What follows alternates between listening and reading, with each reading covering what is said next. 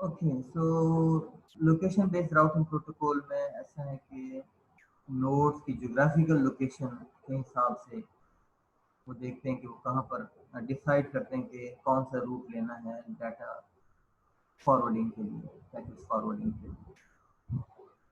The main objective of geographical routing is to use location information to formulate an efficient route such towards the destination. Geographical routing is a useful technique to minimize the number of transmission towards the base station by eliminating redundancy among packets from different sources. और इसमें यह है कि routing table की जरूरत भी नहीं होती। ये इसका फायदा है। तो क्या है ज्योग्राफिकल राउटिंग में डाटा फॉरवर्ड करने के लिए क्या तीन चीज़ें चाहिए। एक नोड को ये तीन चीज़ें दरकार हैं कि वो डिसाइड करे कि पैकेट को आगे कैसे भेजना। नंबर एक, उस नोड को अपनी पोजीशन मालूम होनी चाहिए ज्योग्राफिकली। और दूसरी कि उसको अपने नेबर्स का पता हो, इमीडिएट नेबर्स का। और तीसरा कि पैकेट के डेस्टिनेशन कौन सा है। और ये डेस्टिनेशन कैसे मालूम होता है, पैकेट के अंदर ही जो पैकेट फॉरवर्ड हो रहा होता है उसके अंदर ही लिखा होता है कि डेस्टिनेशन कौन सा है। इसका एडवांटेज क्या है कि all routing decision are made locally based on internal node state are therefore and therefore very little routing information is kept in each node. तो डिसीजन जो है लोकली होता है। लोकली से मुराद ये है कि अगर हमारे पास एक, just to give an example, if we have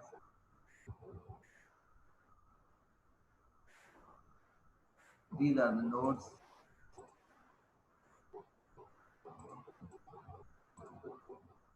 they are connected like this।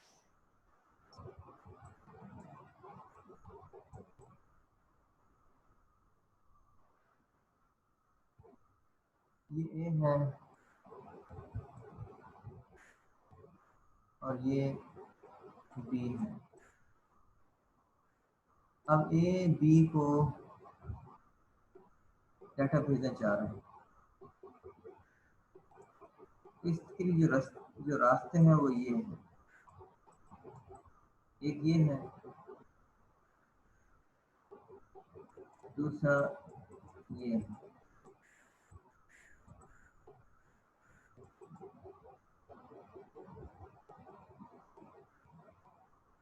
तीसरा ये हो सकता है और चौथा ये हो सकता है।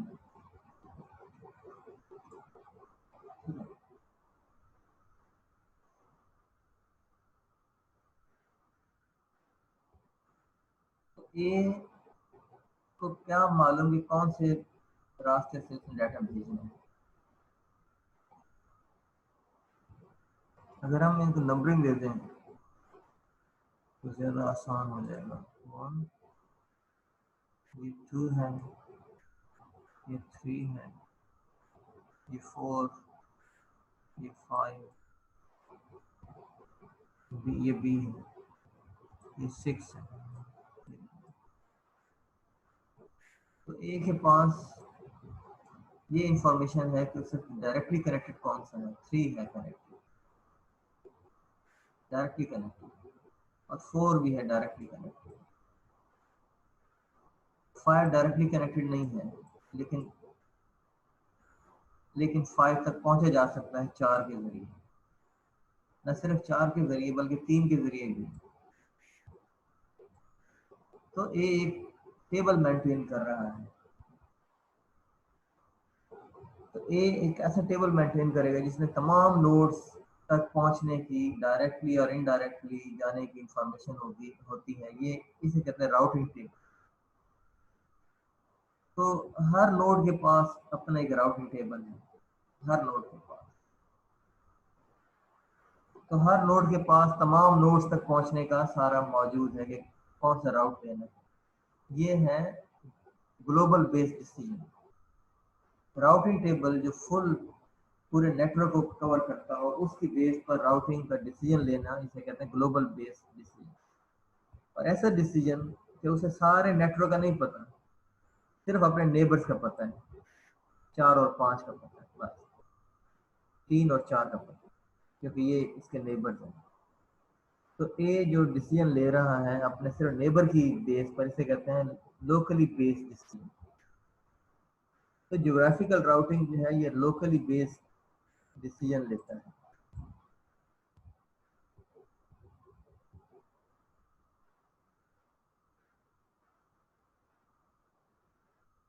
Let's move on.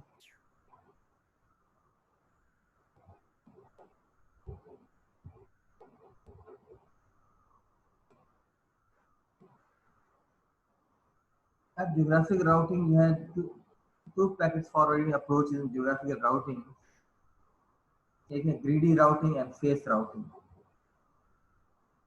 Greedy routing में ये है कि वो उस नोड को चुनेगा जो कि डेस्टिनेशन के करीब हो।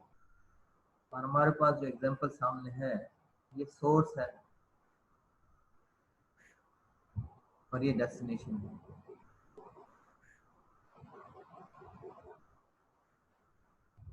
अब इस एस के कितने नेबर्स हैं? 3 नेबर्स हैं,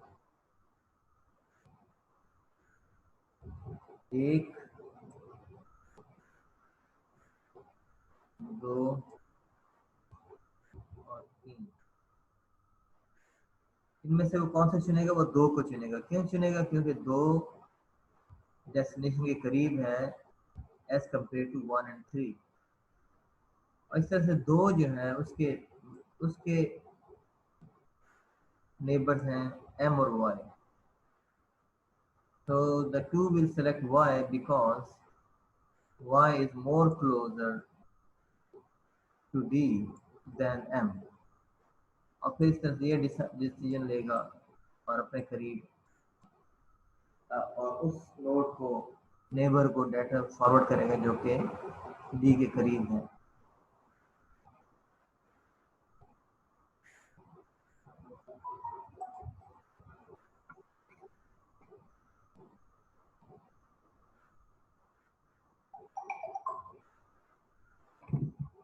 ओके, तो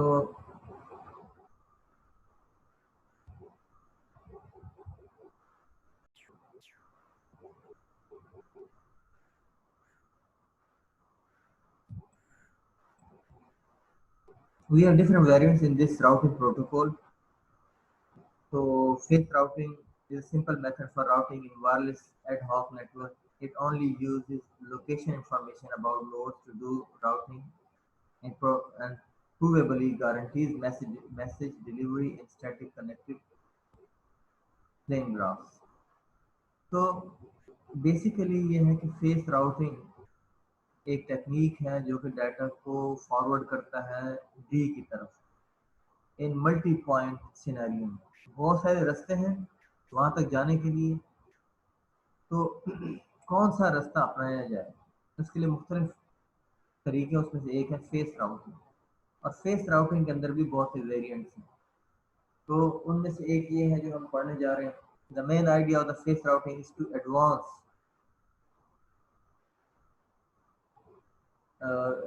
advancing towards moving towards destination D, intersection of faces with a straight line segment that connects the last intersection X and the destination D। तो यहाँ पर ये देखें, ये एक D है और ये है सोर्स। इनको एक इस लाइन से मिलाया, ये लाइन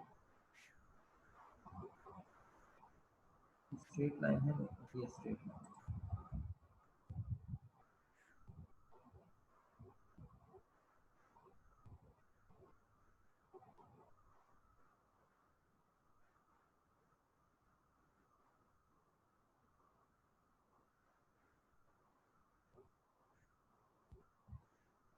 तो अब देखिए ये एक फेस है, फेस 1।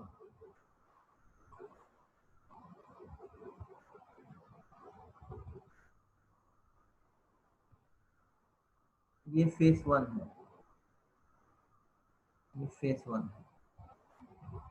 इसके अंदर ये क्या कर रहा है? अगर इस तरीके से हमने डाटा भेजना है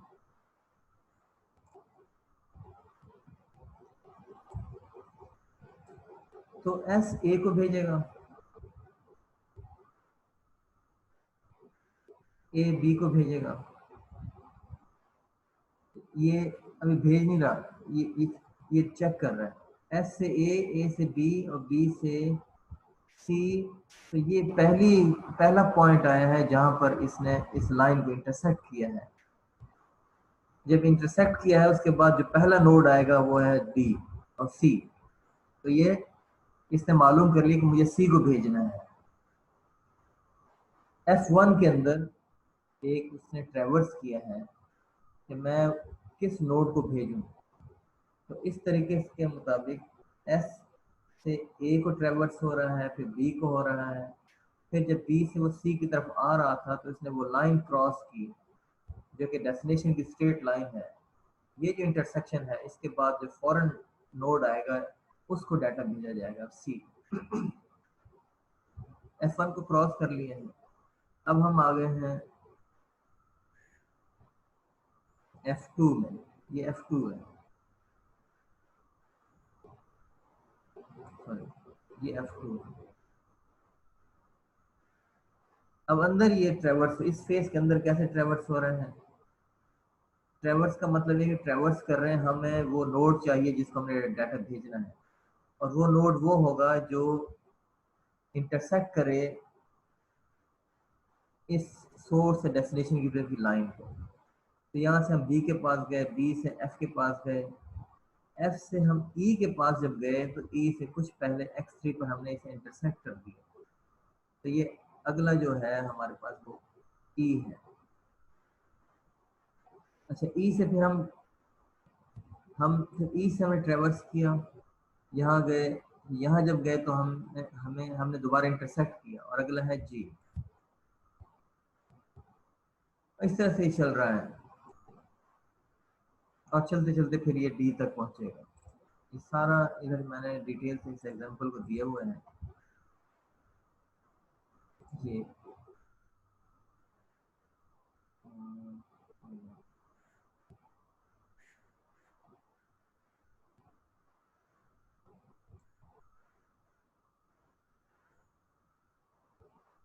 सारा दिए हुए से आप पढ़ लें तो कैसे ये जा रहा है आपको मालूम है, इसमें कोई मुश्किल नहीं है।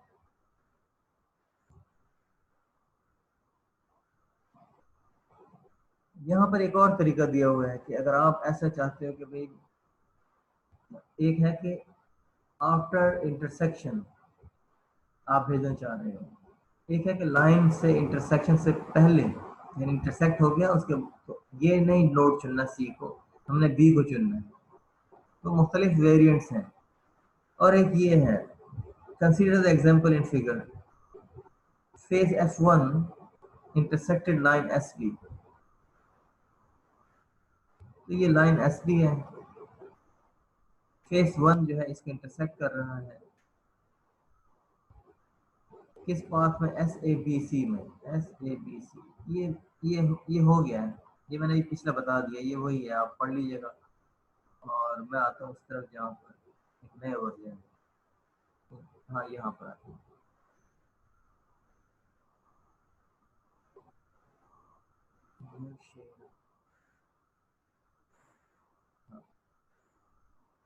If you want to avoid intersecting edges twice, अगर हम ये 2 दफा एज को हम क्रॉस करते हैं, उसे हम अवॉइड करते हैं। कैसे क्रॉस करते हैं?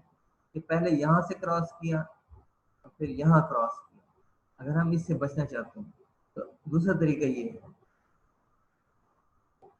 कि face F1 is then traverse by edge SC। S से C की तरफ जाओ, और फिर उसके बाद ये H की तरफ जाओ। पहले SC के पास जाओ। अच्छा, SC के पास क्यों गया, SA के पास क्यों नहीं गया? इसलिए कि ये जिसके नेबर्स हैं S के, एक A है और एक C है। इसने SC को क्यों चुना है, SA को क्यों नहीं चुना? क्योंकि C D के करीब है, इस वजह से उसने इसको चुना। जब इसने C को चुन लिया तो फेस F1 से निकल आए हैं हम, अब फेस F2 में हैं। The next phase F2 is selected and the reference line is updated to X1D. तो रेफरेंस लाइन पहले S से D था, अब X1 से D हो गया. The packet is forward from C to H. तो पैकेट C से H पे चला गया. And then go to G until the edge GF. यहाँ तक के ये GF पर चला गया. यहाँ से GF. G पर पहुंच गया. यहाँ तक कि GF इंटरसेक्ट कर रहा है. ये इंटरसेक्ट कर रहा है इस लाइन को. ये जो स्ट्रेट लाइन है, तो ये कहाँ जाएगा? ये जाएगा I के पास, I से J के पास, J से K के पास और फिर K से D के पास. तो ये एक लाइन बन रही है SCH JGJKD इन बोर्ड लाइन. तो ये बोर्ड लाइन जो है ये बता रही है कि इस तरह से आप सेलेक्ट कर सकते हैं. तो फेस राउटिंग के मुख्तलिफ वेरिएंट्स हैं. एक है कि फेस के अंदर ट्रैवर्स करो और जब ट्रैवर्स करके उस लाइन को इंटरसेक्ट करो तो उसके फौरन बाद जो नोड आएगा उस नोड को आपने चुनना है. वो चुन लिया. अब एक नए फेस में आ गए. फेस 1 गुजर गया है, फेस 2 में आ गए हैं. तो फेस 2 को फिर आप करें. यहाँ पर S से C से B में गए. B से जैसे ही हम E की तरफ आ रहे थे तो हमने लाइन इंटरसेक्ट की, तब हमने E को चुन लिया और इस तरह से ही चलता है. एक और है quality of service routing protocol. In some WSN application, quality of service related metrics have some importance. इसमें यह है कि हमने एज में दो चीज़ें देखनी है. एक एनर्जी देखनी है, दूसरा क्वालिटी ऑफ सर्विस देखनी है. क्वालिटी ऑफ सर्विस मैट्रिक्स क्या होता है? एक सिंपल सा तरीका यह है कि उस रास्ते का डिले क्वालिटी ऑफ सर्विस है. उस रास्ते में मौजूद जो नोड्स हैं वो बताते हैं कि उस नोड की एनर्जी क्या है, और दूसरा उस पाथ की क्वालिटी ऑफ सर्विस क्या है, मतलब डिले कितना है. उसकी बेस पर हम फिर डिसाइड करते हैं किस पाथ को चुनना है. तो क्वालिटी ऑफ सर्विस की बेस पर राउटिंग का चुनना, उसमें से एक है sequential assignment routing. A set of algorithm which perform organization management and mobility management operation in sensor network. Create multiple trees. इसमें trees बनते हैं where the root of each tree is one hop neighbor from the sink. तो जो trees बनते हैं उस 1 2 3 जितने भी trees बनेंगे उस सारे नेटवर्क के अंदर वो तमाम trees अपने सिंक से एक नोड के फासले पर होंगे. आगे एक फिगर आ रही है, वहां से आप देख सकते हैं. Most nodes belong to multiple trees. तो ऐसा हो सकता है कि एक नोड बहुत सारे ट्रीज से बिलोंग करता है. Allow a sensor node to choose a tree to relay its information back to the sink. तो वो नोड्स ने जो डाटा सिंक को भेजना है वो उनमें से मुख्तलिफ ट्रीज को चुनता है. कि बहुत सारी ट्रीज हैं, उनमें कुछ ट्रीज कॉमन होती हैं. तो वो ये होता है कि उन कॉमन नोड्स की वजह से हम एक से दूसरी ट्री में दाखिल हो सकते हैं. Select a path to route the data back to the sink according to the energy resources and quality of service matrix. तो पाथ कौन सा सिलेक्ट होता है? वो एनर्जी रिसोर्सेज को देखकर और क्वालिटी ऑफ सर्विस मैट्रिक्स को देखकर, यानी कि टाइम डिले को देखकर. अब यहाँ देखें एक, you can see this is a network. ये सिंक है. पहले हम ये देख लेते हैं कि ये जो सॉलिड लाइन है ये उस ट्री को बता रहा है जो कि ए नोड से निकला है. तो ए नोड से ये निकला है solid line. Solid line solid line वाली जितने नोड्स हैं वो सब ट्री बनाकर नोड ए से निकल रहे हैं. और जो डैश लाइन है वो है जो बी से निकले हैं. अब ये डैश लाइन यहाँ जा रहा है, इधर जा रहा है. मैं इसे रंग के लिहाज से कर देता हूँ. ये जा रहा है, ये जा रहा है, ये यहाँ यहाँ यहाँ. और जो ए नोड है वो इधर भी जा रहा है और फिर इधर जा रहा है. वो यहाँ जा रहा है, यहाँ नहीं जा रहा, यहाँ इधर जा रहा है. अच्छा यहाँ से इधर भी जा रहा है। तो आपके पास दो ट्रीज है, एक नोड ए से शुरू हो रहा है, दूसरा बी से शुरू हो रहा है, और ये सिंक से कितनी दूर है? वन होप डिस्टेंस पर।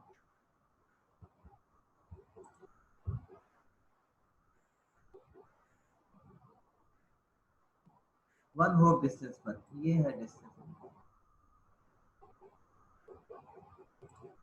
ये, और ये सिंक है, ये सिंक। एक ट्री ए है, दूसरा बी है, दोनों सिंक से एक होप के फासले पर हैं। और सी एक ऐसा नोड है, सी एक ऐसा नोड है जो कि ए में भी जुड़ा हुआ है और बी से भी जुड़ा हुआ है। तो सी नोड डी का ट्री को भी इस्तेमाल कर सकता है और ए के ट्री को भी इस्तेमाल कर सकता है।